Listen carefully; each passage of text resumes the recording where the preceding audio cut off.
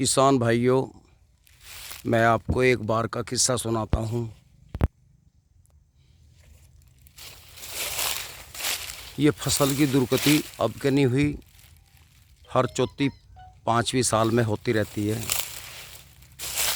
कई बार गन्ने की दुर्गति होती है, फिर वो धीरे धीरे उभरता है। किसान गन्ना छोड़ के दूसरी फसल की तरफ भागता है। फिर जब वो अधिक पैदावार होती है, उसकी दुर्गति होती है।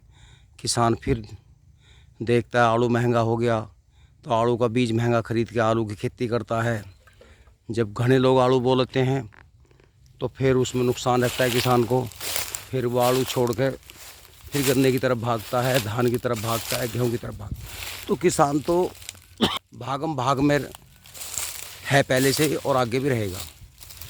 जिस स्पीड से बता रहे हैं ना कि 125 करोड़ 130 करोड़ जनसंख्या होगी, उससे घनी पैदावार हम बढ़ा रहे हैं।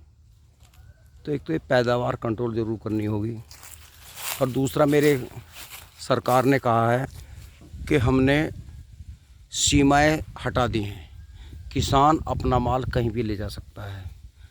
अब से 15 साल पहले का किस्सा मैं आपको बता रहा हूँ। हमने अपने चक में धान बोया और 50-60 बीघे ज़मीन ठेके पे लेके करीबन 80-90 बीघे धान बोया। कई साल तक हम गढ़ पुचाया करते थे। अतुल आड़ती हैं, बहुत अच्छे, समय पे पेमेंट दिया बेचारे ने, कभी कोई दिक्कत नहीं है, जो तय हो गया। और 2 रुपये महंगा भी बिकवाया। लेकिन एक हमारे किसान भाई ने हमें बहकाया कि तुम नरेला मंडी में ले जाओ धान, वहाँ बहुत महंगा रेट है। गढ़ से भी, गढ़ में मेरे ख्याल में उस टाइम में 1700-1800 का रेट था तोड़ा बासमती का, और वहाँ आपका माल जो 2200-2400 रुपये बिक जाएगा। भाइयों यकीन करना, मैंने रात को ट्रॉली लोड कराई, करीबन 55-60 कुंटल धान था, ज़्यादा भी हो सकता है। और उस टाइम मेरे पास सबरा 744 ट्रैक्टर था, नया था। मैं और एक लड़का मैंने परिवार का लिया।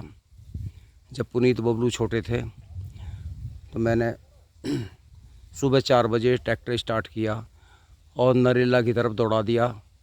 पहले मेरठ से बागपत रोड होते हुए गौरीपुर चौक चेक पोस्ट होते हुए नरेला पहुँचे, और लगातार चलते रहे। हम 5 घंटे में नरेला पहुँचे। नरेला बहुत बड़ी मंडी, हम वहाँ पहुँच गए। जान पहचान कोई थी नहीं। आड़ती आए, जो उनके बेटे मुनीम, कहाँ से आए हो? मेरठ से आए हैं। तो उन्होंने मुँह सा पिचकाया, एक तरफ हटिए।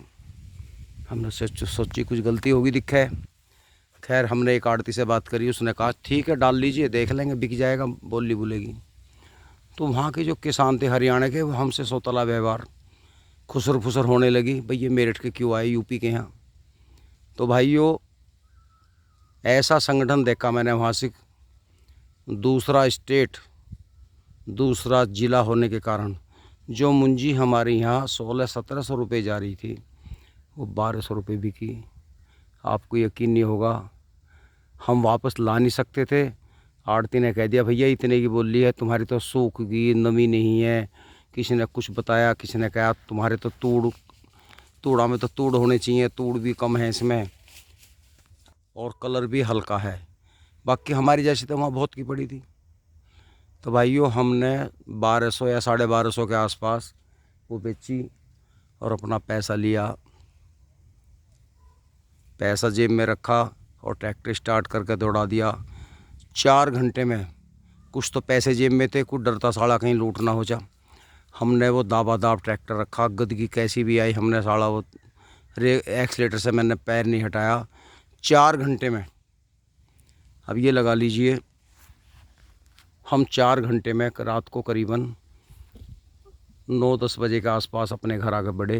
खैर लूटपाट तो नहीं हुई, लेकिन कान पकड़ लिया, चीज़ अपने घर बेचेंगे, बाहर नहीं बेचें।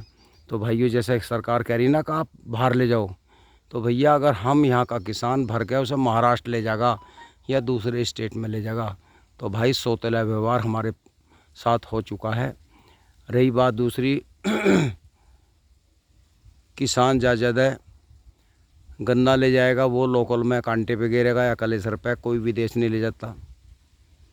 हमारे यहाँ तो मिल वालों का ये हिसाब है, कोई फैक्ट्री अगर हमारे दोराला मिल क्षेत्र में कोई कांटा लगा दे तो मिल वाले उसका विरोध करके और पुलिस से पिटवा दे, उन्हें सेटिंग रहे और वो उन्हें कांटा पाड़ना पड़े, नहीं कांटा चलने देते दूसरे मिल का। तो जब ये सरकार की कौन मान रहा, समझे भाई। और कौन किसान ऐसा दमदार है, पंजाब का सरदार को पता लग गया कि मुंजी जो है महाराष्ट्र में महंगी बिक रही, तो वो बेचारा कैसे ट्रैक्टर ट्रॉली में लेके जाएगा वहाँ से धान को। चलो वो भी ले जाए, लेकिन एक बात और है किसान इस बात का ध्यान नहीं करता। गन्ना हमारा मिल में जा रहा है 3 रुपये 25 पैसे किलो। किसान को राजी करने के लिए कुंटल का रेट बताया जा 325 रुपये क्विंटल, किसान राजी हो जा। कलेसर पे गन्ना जा रहा 220, मतलब 2 रुपये 20 पैसे किलो है। किसान ने कभी हिसाब नहीं लगाया। दवाई इतनी महंगी है जो ग्रामों में मिलती हैं, खाद है वो किलो पे मिलता है। किसान का माल बिकता है कुंटल में, चाहे गेहूँ हो, चाहे धान हो, चाहे गन्ना हो, और किसान कभी इस बात का हिसाब नहीं लगाता। तो भाई ये 2 रुपये 20 पैसे या मील का मिल गया 3 रुपये 25 पैसे, इसे भी सरकार ये सोच रही है या लाला सोच रहे हैं बहुत बड़ा एहसान तुमने कर दिया किसानों पे कि हम तुम्हारा माल 3 रुपये 25 पैसे किलो ले रहे हैं। आप कोई भी चीज़ देख लीजिए, किसी भी चीज़ का देख लीजिए, आपको कोई चीज़ 2 रुपये किलो मिल जाएगी क्या, 2.5 रुपये किलो मिल जाएगी क्या, 5 रुपये किलो मिल जाएगी क्या, बताइए। तो भैया ये तो किसान है, इसका तो माल सबसे सस्ता बिकता है, बिकता आया है, बिकता रहेगा। कितने घोड़े दौड़ा लियो जब तक चीज़ पुड़ियों में नहीं आएगी तब तक रेट नहीं मिलेगा, मेरा तो मानना ये है। लेकिन मजबूरी किसान की भी है, कोई दूसरा काम नहीं है, लड़की की शादी करनी है, बच्चों की पढ़ाई, स्कूल की फीस, और कुछ हमारी भी गलतियां हैं।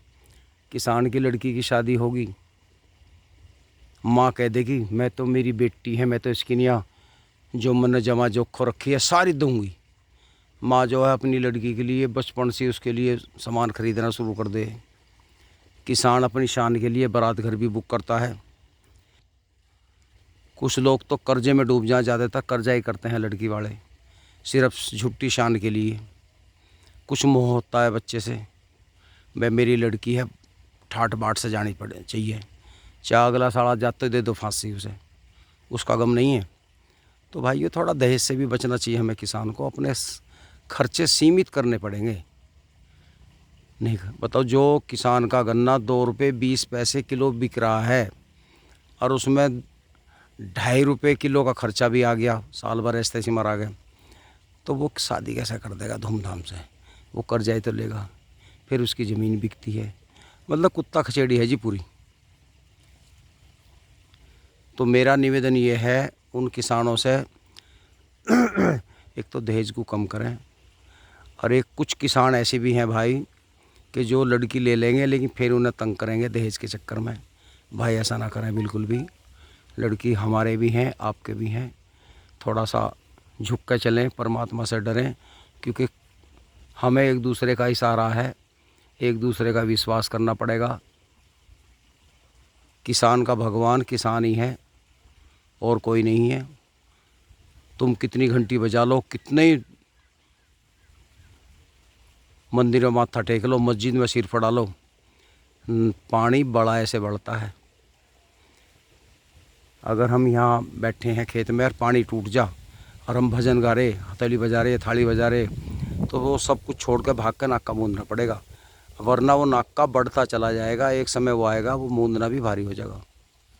सच्चाई ये है, कर्म पे विश्वास करो, थोड़ी सी बस यही सोच लो, मेरा जोर तो यही है, थोड़ी सी साइड बिजनेस और कर लो। आप दूध का काम करो, दूधिया को ना देकर खुद दूधिया बन जाओ। लेकिन तौहीन मानते हैं हमारे भाई, उस दूध को सप्लाई करो, बीज के बिचौलिया खुद हटाओ। आप सब्जी का काम कर रहे हैं कोशिश करो उसे मंडी में खुद लेके जाओ।